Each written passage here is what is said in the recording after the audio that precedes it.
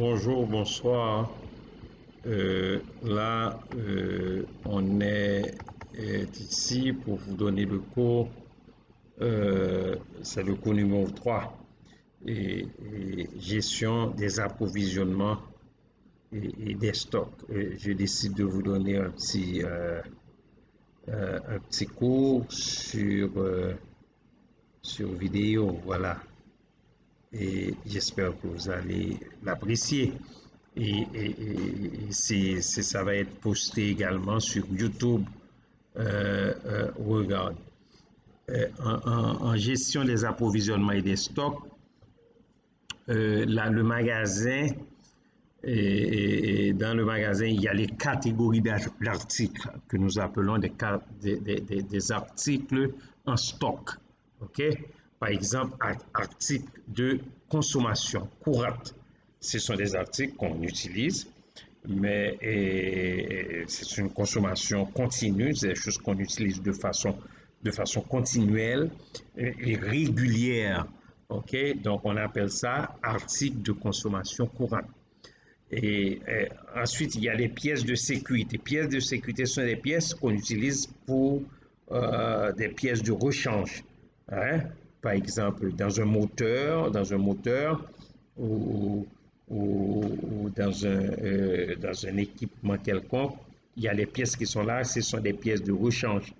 Et ça, c'est des termes qu'on utilise, par exemple, articles en transit. Lorsqu'on dit qu'il y a des articles qui sont en transit, c'est des articles qui sont là, qui sont approvisionnés, hein, mais pour des travaux bien déterminés. C'est en transit. OK, pour quelque chose, on va l'utiliser. C'est en transit parce qu'on va l'utiliser pour quelque chose bien déterminé. OK? Et il y a des articles aussi qui sont démodés des fois. On les appelle des articles déclassés, techniquement dépassés. Hein, ça veut dire des articles qui sont démodés.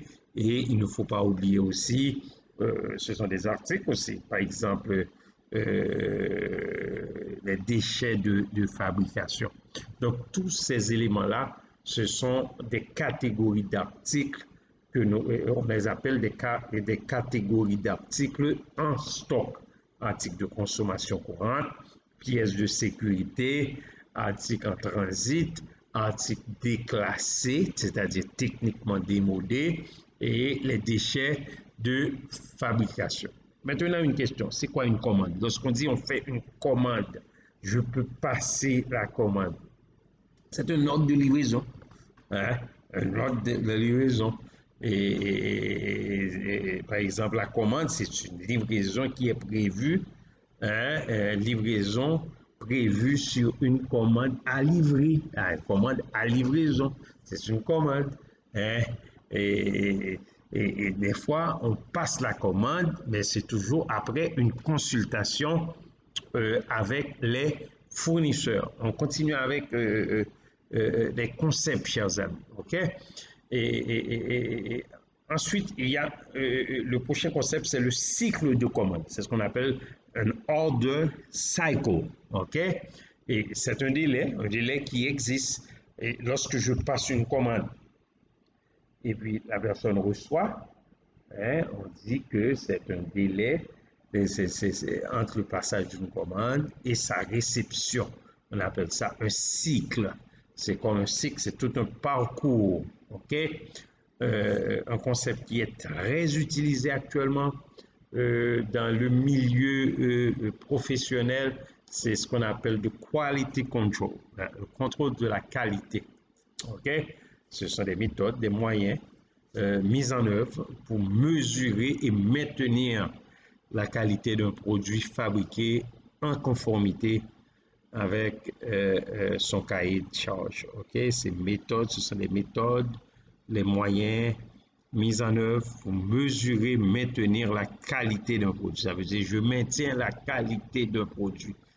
Qualité de ce produit-là, je maintiens cette qualité-là. Ça veut dire, vous savez que le client veut toujours de la bonne qualité à meilleur prix. Hein, on maintient cette qualité. Ensuite, le prochain concept, c'est la gestion de la relation client. C'est ce qu'on appelle en anglais de CRM, Customer Relationship Management. Okay? Ça veut dire gérer la relation. C'est un concept qui est très utilisé en marketing parce qu'on dit que le client est roi. Il faut gérer cette relation avec le client. Par exemple, collecter de l'information sur le client, sur les clients, pour pouvoir les fidéliser. Donc, c'est important gérer cette relation. Il y a un autre concept qui s'appelle la gestion du magasin. C'est warehouse management. Il faut gérer ça. Mais la gestion du magasin correspond à un niveau, ce qu'on appelle le niveau 2 dans la pyramide. Elle répond aux questions où, comment, quand, mais c'est surtout à court terme. Et le niveau 2, on l'a déjà vu, c'est la pyramide qu'on a vue, c'est une pyramide là où se trouvent plusieurs niveaux. À chaque fois qu'on monte dans le niveau, ça devient beaucoup plus important. Les décisions deviennent beaucoup plus importantes. Niveau 0, 1, 2 et le niveau 2, c'est vraiment le niveau là où se trouve la gestion, il y a la localisation et il y a la gestion des stocks. OK? Affrètement. Affrètement, c'est la même chose lorsqu'on donne, une sous-traitance. OK? On donne une sous-traitance, on confie l'exécution, par exemple, de transport. Ça, affrètement, c'est au niveau du transport. On confie ça, à une autre entreprise. Ça veut dire on est affrété quand on exécute un transport pour un autre transporteur ou commissionnaire. Donc, c'est ce qu'on appelle vraiment l'affrètement. L'analyse ABC, OK? C'est une méthode qui est très utilisée, ce qu'on appelle des lois de Pareto. C'est une méthode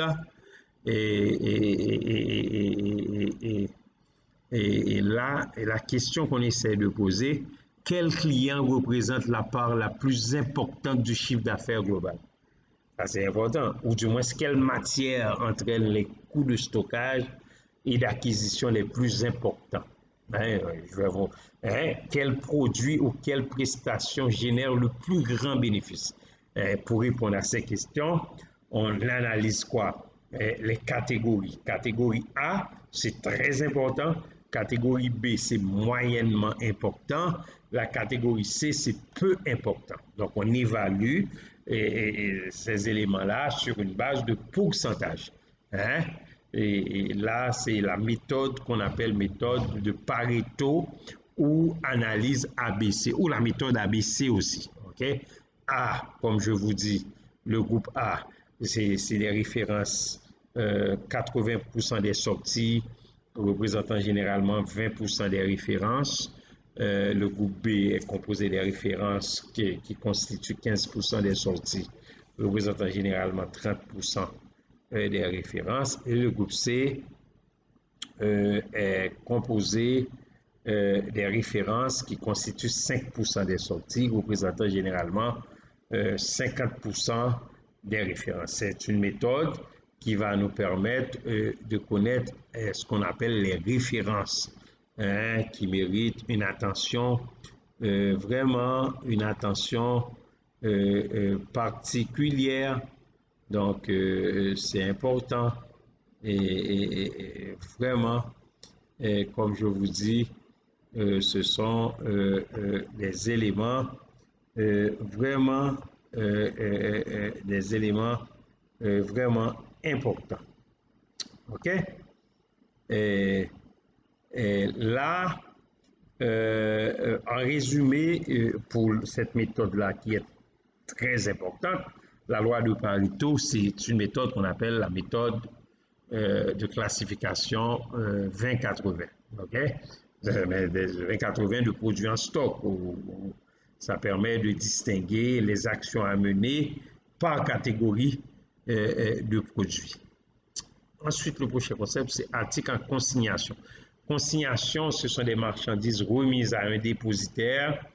Et ce dépositaire ne paye que les produits au fur et à mesure. Ça veut dire, je suis un auteur, je vous demande de vendre des livres pour moi et vous allez me payer au fur et à mesure que vous allez les vendre. Je mets ça en consignation. Ensuite, il y a le benchmarking. C'est une démarche qui vise à comparer les performances atteintes par l'entreprise sur un processus donné. Donc, on appelle ça le benchmarking, hein, par rapport à d'autres entreprises ou l'entreprise qui est leader, quel est le benchmarking, quel est le niveau que je peux me comparer à ce niveau-là, le niveau qu'on appelle le niveau de performance. Ensuite, le cahier des charges, c'est un document écrit qui est associé à un contrat commercial qui formalise les obligations. Quels sont vos cahiers de charges, hein? Un cahier de charges, on peut le faire dans plusieurs circonstances. Okay? Par exemple, en informatique, en contrôle de qualité.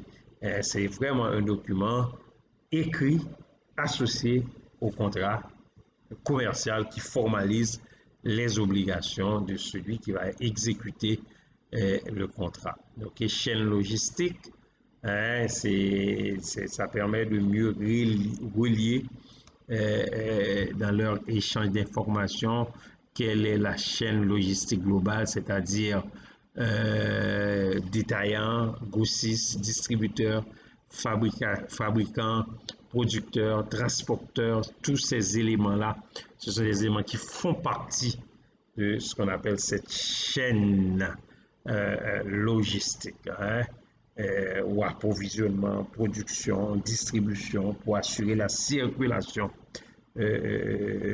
pour assurer vraiment, et là, comme je vous dis, la circulation des produits.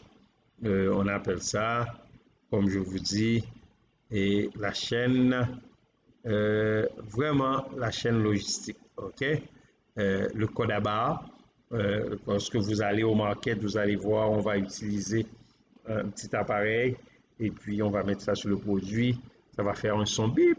C'est parce que il y a un code qui a une succession de traits, d'espaces qui sont parallèles, distribués selon une configuration bien déterminée, mais le traitement automatique de l'information qu'il représente. Ça veut dire qu'on peut mettre le prix, etc. sur le code à barre. Coût de distribution, c'est le coût de l'ensemble des activités, c'est-à-dire suivi des commandes, gestion de stock, transport, chemin transport, etc. L'acheminement des produits finis aux acheteurs, on appelle ça un coût de distribution. Il y a également le coût de possession des stocks. C'est des charges qui sont liées au financement et à la tenue des stocks. Par exemple, assurance, taxes, et aussi aux risques et aux dégâts qui peuvent être causés au stock. OK? Il y a le coût d'entreposage, ça veut dire combien ça me coûte. Charges directes et indirectes de personnel, coût de fonctionnement, combien ça me coûte pour les différentes activités réalisées au sein d'entrepôt ou de l'entrepôt. Donc, oui, il y a aussi le coût global de possession. On parle de l'ensemble des charges qui sont afférées à l'acquisition, à l'exploitation ou au maintien des conditions opérationnelles d'un équipement. Coût global, ça me permet de fonctionner. Il y a le coût unitaire moyen pondéré. Hein, comment on valorise les sorties de stock. Ce qu'on fait, on calcule la valeur moyenne unitaire pour chaque produit ou chaque article et on établit le rapport entre la valeur du stock et les quantités stockées. Couverture de stock, c'est un indicateur qui mesure les sorties quotidiennes, le niveau des stocks, le nombre de jours de consommation le niveau de stock auquel on fait face. Le cost management est un système de planification aussi, un système de planification, je vous dis, de contrôle de gestion pour déterminer le suivi du coût des ressources consommées par les activités. OK? On appelle le cost management. Ça me coûte combien pour gérer tout ça? Et les coûts externes, ce sont des coûts non pris en compte dans le prix payé, mais ce sont quand même des coûts qui sont là.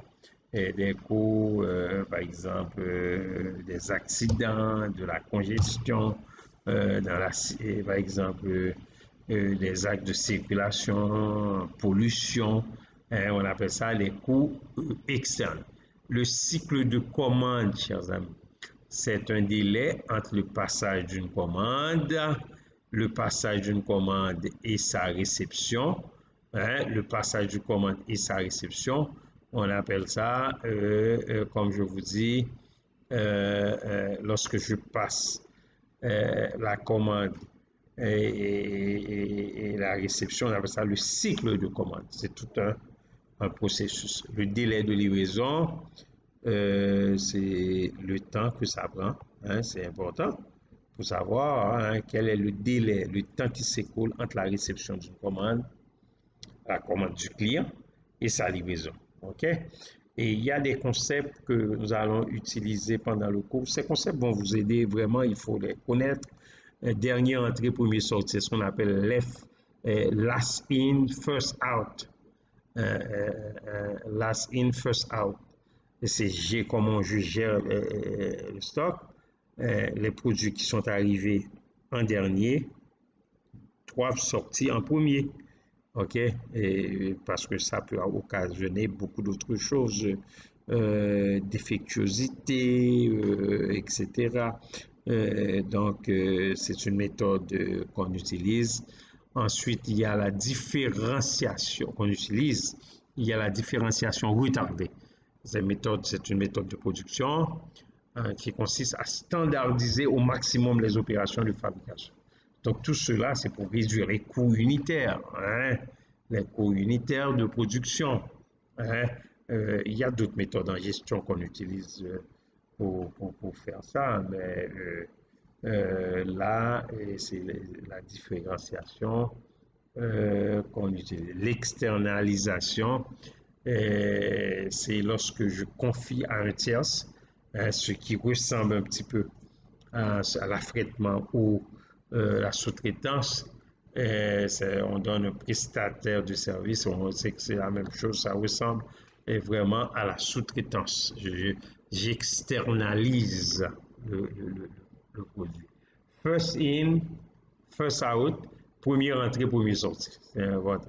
Une méthode physique, méthode de valorisation comptable des sorties de stock à extraire les articles dans l'ordre où ils sont vraiment rentrés. Flux tendu, les quantités produites correspondent au plus juste à la demande du marché.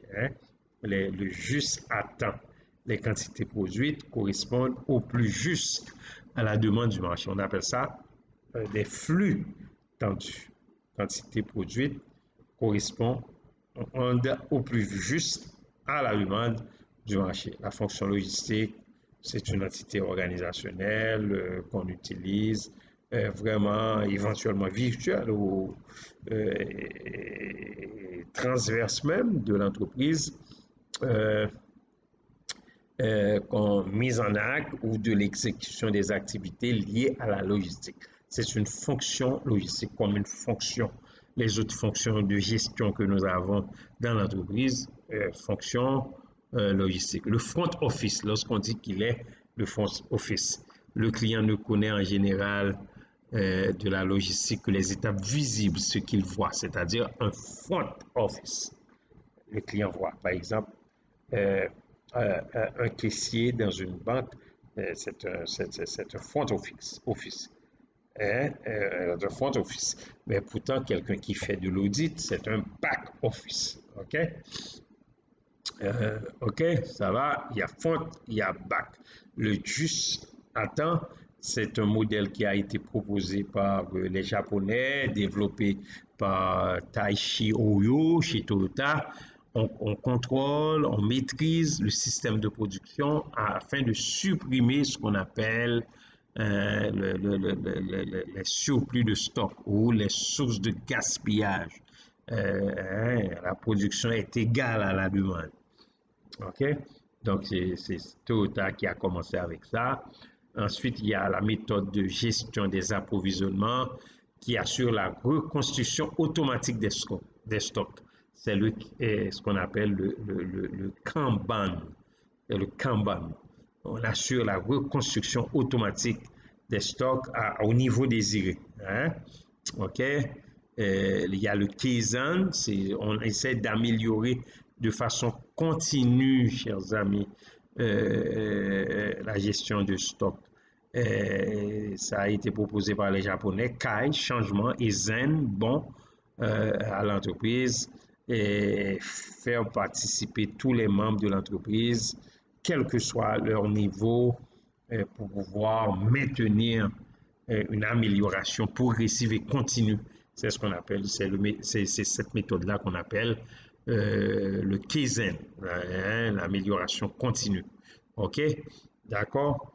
Donc, je vous remercie et vraiment, et comme je vous dis, et ça, on va dire à la prochaine. Merci beaucoup.